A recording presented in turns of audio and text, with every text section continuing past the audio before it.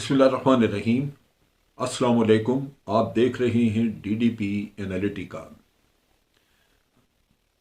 इस्लामाबाद की एक अदालत ने डिस्ट्रिक्ट एंड सेशन जज उन्होंने इमरान खान को 20 तारीख को हाजिर होने के लिए कहा है और केस ये वो रेफरेंस है जो कि इलेक्शन कमीशन ऑफ पाकिस्तान ने भिजवाया था अदालत को, जिसमें कि इलेक्शन कमीशन ऑफ पाकिस्तान ने ऑलरेडी इमरान खान को डिस्क्वालीफाई कर दिया और डिस्क्वालीफाई करके डीसीट करने का प्रोसेस, और फिर उसके साथ साथ ये प्रोसेस चलाया कि इमरान खान को पार्टी की चेयरमैनशिप से भी हटा दिया जाए। इसके लिए क्रिमिनल एक्शन के लिए या क्रिमिनल प्रोसीडिंग्स के लिए अदालत को केस भेजा गया है। अदालत ने पहले केस को देखने के बाद ये तय करना होता है कि वाकई ये केस ऐसा है कि इसको अदालत सुने। सो एक्सेप्टेंस हो गई और अब 20 तारीख को बुलाया गया है इमरान खान को। और ये केस अजीबो गरीब है जहाँ पे कि तोशाखाना के केस के बारे में बारहा इमरान खान कह चुके कि मैंने घड़ी या जो भी तोहफा था वो ख़रीदा और ख़रीद के जब वो मेरा हो गया तो मैंने बेच दिया, तो उसमें मैंने क्या गलती की। अब जो बेच दी चीज़ अगर वो आपके एसेट में उस दिन शामिल नहीं है तो डिक्लेरेशन में भी नहीं होगी।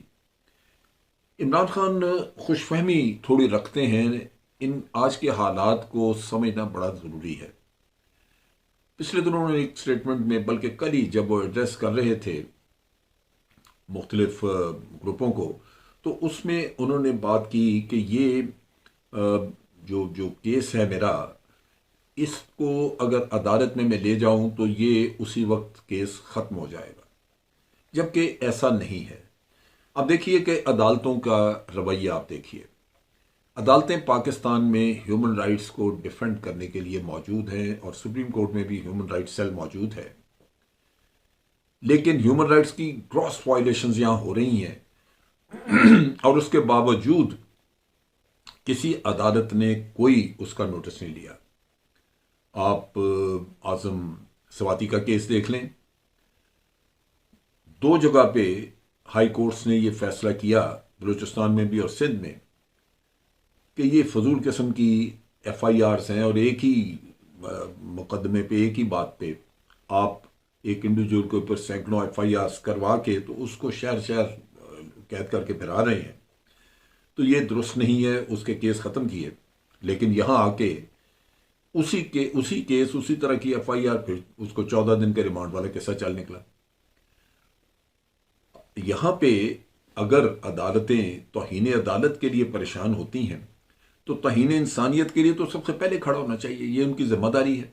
तो इमरान खान ने ये शिकायत की कि मैं अदालतों से ये एड्रेस कर रहा हूँ, उनसे रिक्वेस्ट कर रहा हूँ, सदा कर रहा हूँ कि ह्यूमन राइट्स की बेपनाह वायलेशन उनका ख्याल करें, लेकिन अभी तक उस पर कोई पेशरफ्त नज़र नहीं आई। तो अदालतों के जो हालात हैं वो इमरान खान को भी जहन में रखने चाहिए, क्योंकि आप इन चीज़ों की जब मनसूबाबंदी करते हैं तो ग्राउंड रियलिटीज से आपको आंखें नहीं चुरानी चाहिए।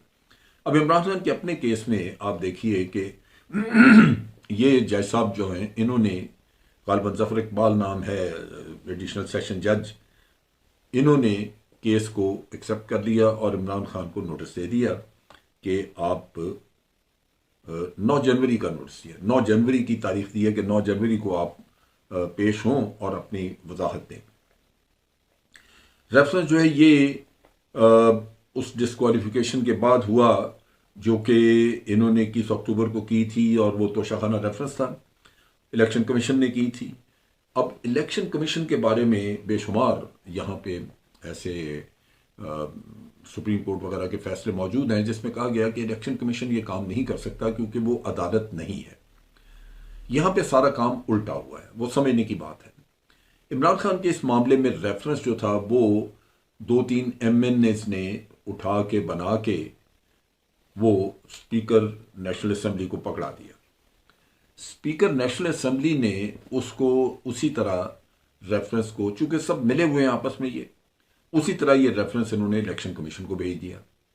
इलेक्शन कमीशन ने अदालत की तरह बिहेव करना शुरू कर दिया और फैसला सुना दिया एक ही हेयरिंग में कि इमरान खान को हम डिस्क्वालीफाई करते हैं। ये चीज़ जो है ये इमरान खान के अपने वकील जो कि सैयद अली ज़फ़र हैं, अली ज़फ़र ने भी हाई कोर्ट में ये मसला उठाया। अब हाई कोर्ट में खुद इमरान खान हाई कोर्ट में गए कि जनाब ये जो फैसला है इलेक्शन कमीशन का, उसके खिलाफ हमें रिलीफ दिया जाए क्योंकि इलेक्शन कमीशन का फैसला अनकॉन्स्टिट्यूशनल है। अब वहाँ पे ये ख़ास तौर पे इमरान खान के वकील ने ये बात की और उन्होंने ये मसला सामने रखा कि इलेक्शन कमीशन किसी को डिस्क्वालीफाई उस वक़्त करता है जब कोई अदालत उसको मुजरम ठहरा दे, यानी अदालत से एक आदमी सजा याफ्ता है। अदालत कहती है कि आर्टिकल 62, 63 के तहत फला आदमी जो है वो डिसऑनेस्ट है। अब उसको वो जो डिसऑनेस्टी का उसके ऊपर लग गया, या जो सादिक और अमीन की बात हम करते हैं कि वो सादिक और अमीन नहीं है, लिहाजा वो मेंबर नहीं रह सकता असेंबली का।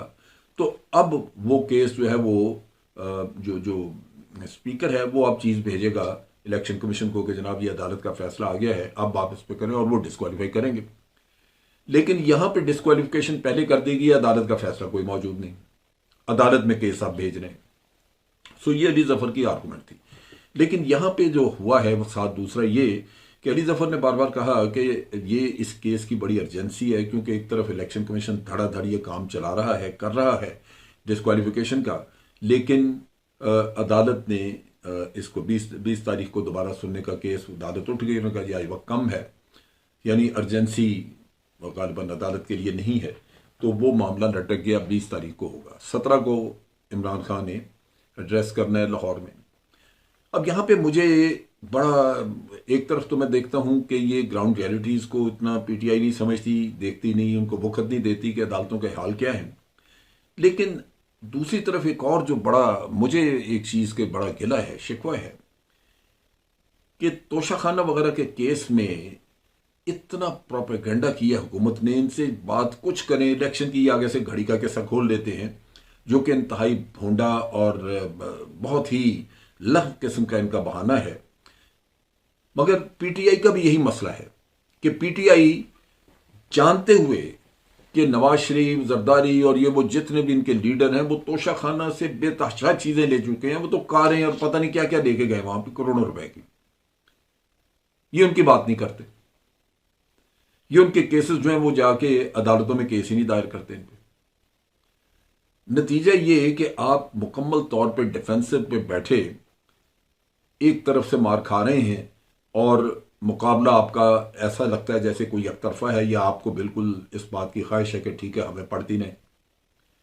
होना ये चाहिए कि आप बड़ा एग्रेसिवली अपना ये मुकदमा आगे लड़ें कि जनाब तोशाखाना का किस्सा हमारा बाद में देखें। पहले जो पिछले 30 साल से लोग, अदालत ने इस्लामाबाद हाई कोर्ट जब नल्ला वहां पे चीफ जस्टिस थे तो उन्होंने ये ऑर्डर दिया था कि पिछले 30 साल में, इनफैक्ट ऑर्डर तो मेरा ख्याल है मियां गुल औरंगजेब ने दिया था, लेकिन उस वक्त चीफ जस्टिस अतर मिनल्ला थे, उन्होंने ये ऑर्डर उस वक्त दिया था कि जनाब पिछले 30 साल में जस्टिस ने भी जो कुछ लिया वो जरा लेके रिकॉर्ड आए ना, ताकि उस पर बात हो। उसका केस का पता ही नहीं आज दिन तक किधर है। वो पीटीआई क्यों नहीं परसू करती? हर चीज में, फॉरेन फंडिंग में भी इसी तरह, जो प्रोहिबिटेड फंडिंग का किस्सा है उसमें भी पीटीआई एग्रेसिवली दूसरी पॉलिटिकल पार्टीज की फंडिंग के लिए नहीं, इनको चाहिए कि वो जाके अदालत में पहला किस्सा ये खोलें कि जनाब हमसे क्या सवाल कर रहे हैं, पहले इनसे पूछें इनके केसेस किधर हैं। क्या हम ही सिर्फ पॉलिटिकल पार्टी? हमारी पॉलिटिकल पार्टी तो सबसे नई है। जो पॉलिटिकल पार्टीज पिछले 50 साल से 60 साल से बैठी हुई हैं उनके अकाउंट तो कुछ चेक करें ना, और फिर उनके वैसे भी जो लीडर्स हैं उन पे करप्शन के बेशुमार केसेस हैं।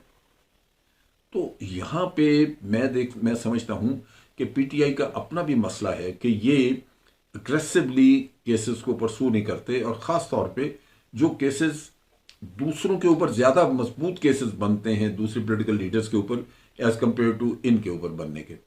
तो ये एक ऐसा इशू है जिसको एड्रेस करना चाहिए पीटीआई को, ताकि ये जो इनके खिलाफ एक ऑनस्लॉट चला हुआ है उसको रोका जा सके। अब तक के लिए इतने ही। अफवाज पाकिस्तान जिंदाबाद, पाकिस्तान पाइंदाबाद।